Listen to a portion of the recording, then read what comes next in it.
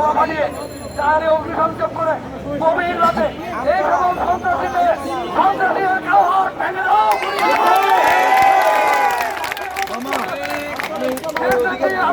বেগম খালেদা জিয়ার ডাকে আমরা মধ্যরাতে হলেও আমি অনুরোধ করছি আপনাদের সকলকে সজাগ থাকতে হবে। গতকাল গভীর রাতে এই রোকেয়া সরণি জুড়ে 10 নম্বর জুড়ে মিরপুর 4 নম্বর পর্যন্ত প্রাইভেট কার এবং হুন্ডা দিয়ে এসে বিভিন্ন স্থানে তারা অগ্নিসংযোগ করে গিয়েছিল। আমাদের নেতা কর্মীদের বাড়িতে বাড়িতে তারা হামলা চালানো, গভীর রাতে হামলা চালানো তারা নির্লক্ষা করছে। আমরা যদি এই সন্ত্রাসীদেরকে ধরতে পারি একদম জায়গা মতো আমরা মেরে ফেলবো। আমরা হুঁশিয়ার উচ্চারণ করে দিতে চাই, আগামীর বাংলাদেশ হবে শান্তিপূর্ণ বাংলাদেশ, আগামীর বাংলাদেশ হবে সর্বস্তরের জনগণের বাংলাদেশ, আগামীর বাংলাদেশ হবে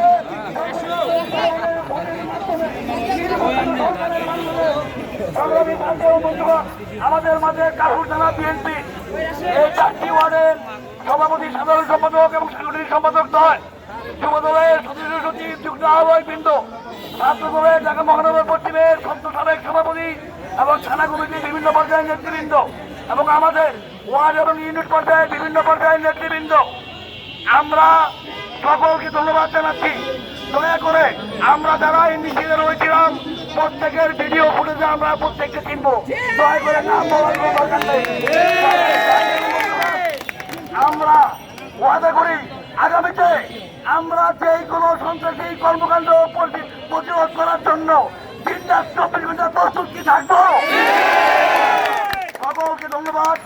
বিশেষ করে এই কাপুর থানার যুবদল, ছাত্রদল, শ্রমিক দল এবং বিএনপি বিভিন্ন ওয়ার্ডের নেতৃবৃন্দ, এর বাইরে আমাদের স্বেচ্ছাসেবক দল এবং বিভিন্ন পর্যায়ের পথিক আমাদের অসংখ্য নেতা কর্মীরা, আমি মানে অনেক নেতাদেরকে দেখছি, নাম বললাম না, পথহীন অনেক নেতা কর্মীরা আমাদের মাঝে উপস্থিত হয়েছেন।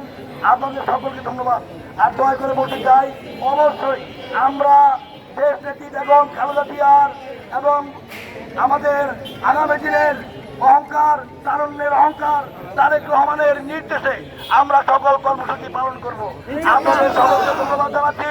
বাংলাদেশ জিন্দাবাদ, বাংলাদেশ জাতীয়তাবাদী দল জিন্দাবাদ। দেশ নেত্রী বেগম খালেদা সুস্থতা কামনা করছি।